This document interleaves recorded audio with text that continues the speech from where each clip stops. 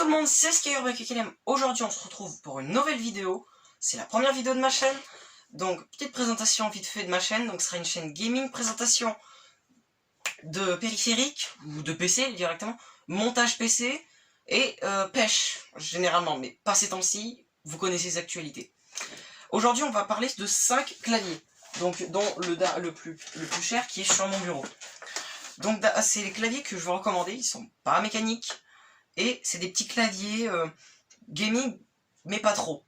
On va commencer donc par un clavier Darkstorm. Donc c'est un clavier que j'ai acheté au Auchan pour une vingtaine d'euros à peu près, 25 exactement.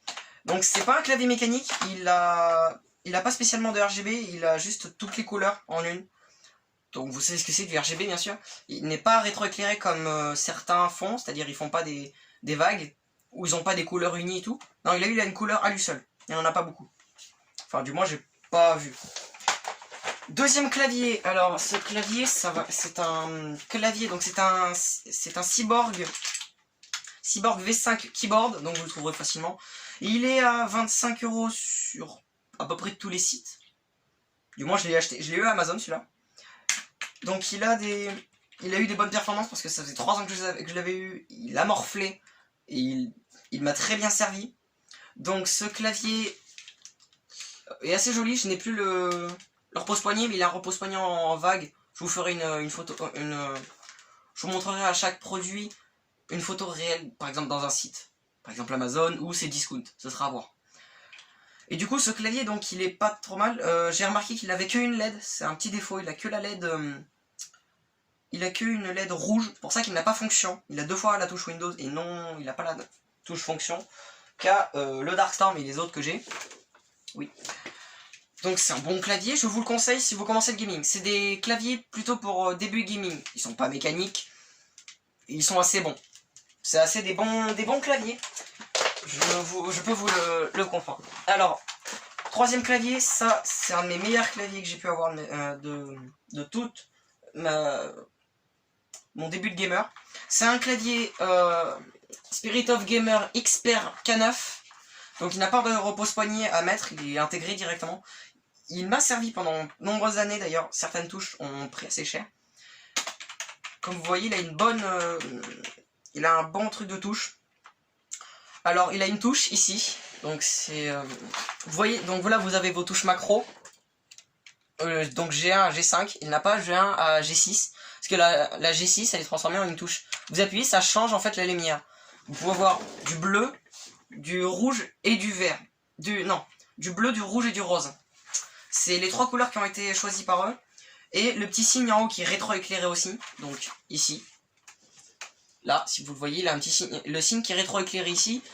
Ce signe peut être rétroéclairé en jaune, vert, rose, enfin plus de couleurs. Vous verrez ça si vous l'achetez un jour, ou vous l'avez déjà. Il a aussi des touches qu'on peut directement utiliser. Il ne les a pas, le Cyborg et le Darkstorm. Il a quelques touches intégrées de raccourcis, donc les touches habituelles, donc Home, Internet, pour envoyer des mails, la loupe, l'appareil photo, pour les PC portables, pause après le start, donc quand le start vidéo, quand on commence une vidéo, YouTube par exemple, le volume off, donc ça éteint le volume, le volume qui baissant et le volume augmentant.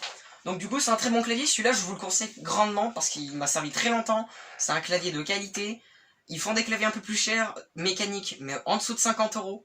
Celui-là vaut à peu près une trentaine d'euros en moyenne. J'ai vu moins cher comme j'ai vu plus cher. Quatrième clavier. Alors ce clavier, c'est un clavier le Mac. Le problème c'est que je l'ai acheté, je n'ai pas fait attention que il était en QWERTY et en plus il était en QWERTY, comment dire, en QWERTY espagnol. C'est-à-dire qu'il a des touches qui ne sont espagnoles et que en fait je sais pas si on peut le programmer. Personnellement j'ai utilisé très peu de fois pour les... Un peu parce que des fois j'avais des problèmes avec mes autres claviers. Du moins, ce clavier c'est un assez bon clavier. Donc lui il a des touches directement raccourcies, il faut faire CTRL ou ALT pour les touches raccourcies qui sont sur les FN. Donc il a ici la touche pour changer pour changer la lumière. Alors lui aussi c'est du RGB, du rétroéclairage RGB. Je vous montrerai, je vous montrerai un peu directement comment il fait son éclairage, parce que j'ai pas trouvé de photos, hélas. Donc c'est un clavier à une trentaine d'euros à peu près. Du coup, il est assez bon. Le seul problème, c'est en fait, les touches font un peu penser aux touches un peu des claviers un peu pourris qu'on a à l'école. Mais sinon, si vous entendez bien, il a une bonne sonance.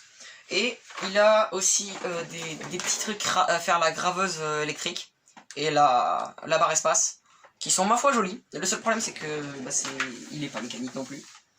Là c'est rouge, c'est la première fois que j'ai vu du rouge dessous et du noir au-dessus. C'est rare mais j'ai vu. Et du coup on va passer au dernier clavier. On se voit dans 2 secondes, je dois changer de plan. Du coup, on se retrouve donc pour le dernier clavier. Alors ce clavier, on vous le montre présentement, c'est un Corsair K55. Je l'ai acheté récemment. C'est le plus cher de mes claviers. C'est le clavier Corsair de pour les premiers gamers. Alors moi je suis gamer depuis un petit moment maintenant, mais j'ai voulu l'acheter parce que déjà il a beaucoup plus de fonctions que les autres. Déjà si je fais FN et par exemple 2, 1 c'est rouge, vert et bleu, si je peux pas l'atteindre.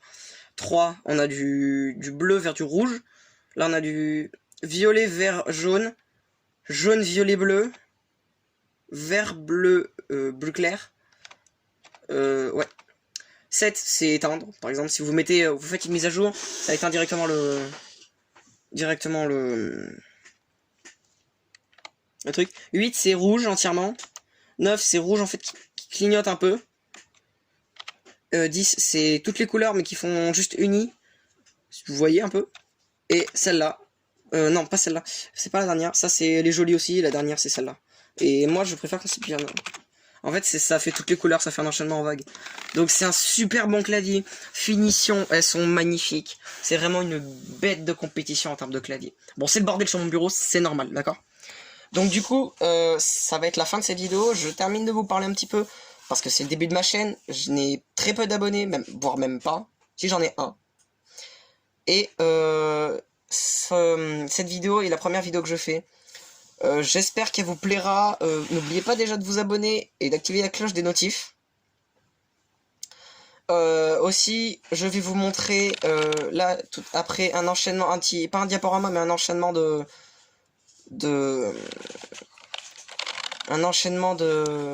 des claviers, donc plusieurs photos, avec une musique peut-être, mais une musique libre de doigts bien sûr, vous connaissez peut-être pas. Et du coup, sur ce, ciao.